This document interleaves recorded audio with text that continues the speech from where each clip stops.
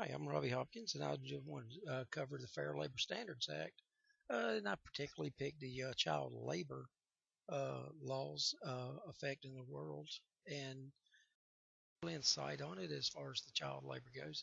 Discussing a little bit of the history, facts, environment, health, education, welfare, and some of the worst countries that abuse the child labor laws, if they even exist in those countries.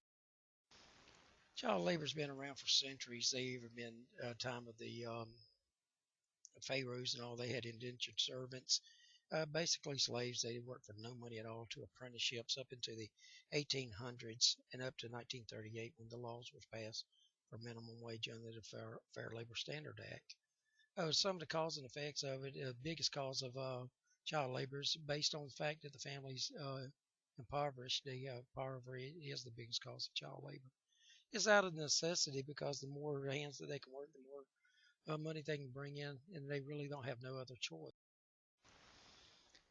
Some of the facts is that the International Labor Organization finds that child labor defines child labor as work that is mentally, physically, socially, or morally dangerous and harmful to children, and interferes with their schooling by depriving them the opportunity.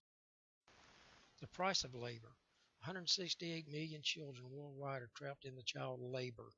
This is throughout the world. This is through the International Organization. That's nearly 60% of child labor takes place in agriculture. This is anywhere from banana farms, collecting bananas by cutting down trees, cutting the bananas off with the trees. And there's a 47.5 million age 15 to 17 are in hazardous work. This can be anywhere from the gold mines, working with dangerous chemicals without the proper attire, and self-contained breathing apparatuses to keep them from inhaling these harmful. Uh, some of the environment that we'll talk about is some would believe only underdeveloped countries are affected. That's not true. Even in America today, with our uh, labor laws and Fair Labor Standard Acts that covers the minimum wage, very seldom do they ever get it. Uh, Low income housing is part of it. That I'll explain that a little bit further. 1 in 5 receives proper pay for his job. That means 4 in 5 doesn't get paid the proper amount of money for the jobs that they're doing. They don't have performance management in these type of environments. Majority perform unpaid family work, which means that they outside of their little household, they don't get paid for what they do. The environmental issues are widespread and affects some of the health issues that we'll discover is poor nutrition. They don't have the money to buy the proper food.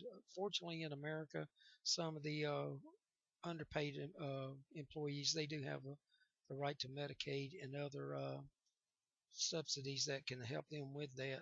Luckily, other countries throughout the world doesn't have that. They just make less than $1.25 or even as much as some of the better ones make $2.50 a day is what they live on. Some of the other health issues is high premature birth rates. Mom doesn't have the money for prenatal care, and with that, they also can't afford to go to a dentist for dental hygiene. So with bad teeth, they can't eat what they are given. Education is non-existent. Former child laborers are much more likely to have only primary education less, which means they don't get to go to high school, maybe fifth, sixth grade at the most. And some of the early school leavers are most likely never transition to the real workforce. They're stuck. It's a revolving door for them, generation after generation. They can never go any further. And girls leave early to help care for the siblings, or maybe even work as servants inside the plantation owners' homes, like on the banana plantations, which are usually owned by multinational companies. Some workers aren't paid monetarily, they're paid in labor. They come over, they have to pay for the bus ride to come over. And the company owns the store basically. Very low wages or none at all. Back in the early days of the mining companies and all, there was the low wages of the Appalachian Mountains, the coal mine. Like I said, they pay per head. Each family member has a price to pay. The U.S. has legal immigrants can be caught in a whirlwind of welfare challenges. And then the substandard housing in migrant communities. Again, the boss owns the school, the hospital.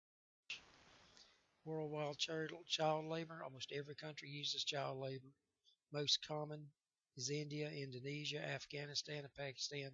These are usually large clans, large families, and they own land, so they have to put everybody to work to be able to um, get the crops in.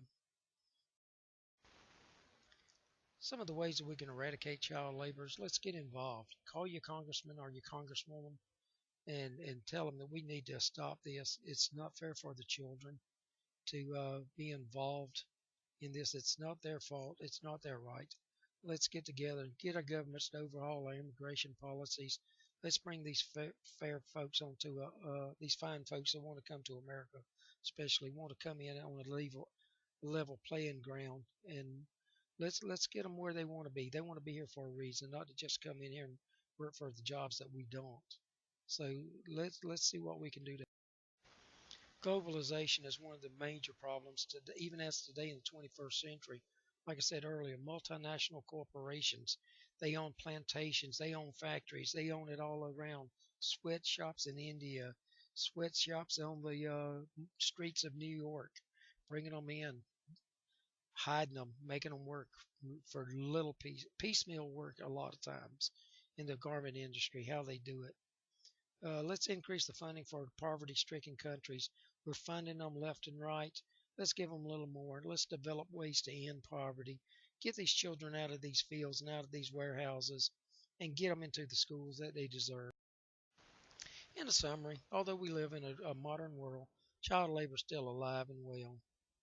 Globalization has only increased the demand for low-cost labor, and it'll continue to do it as long as we keep buying the clothes that these people make and everything.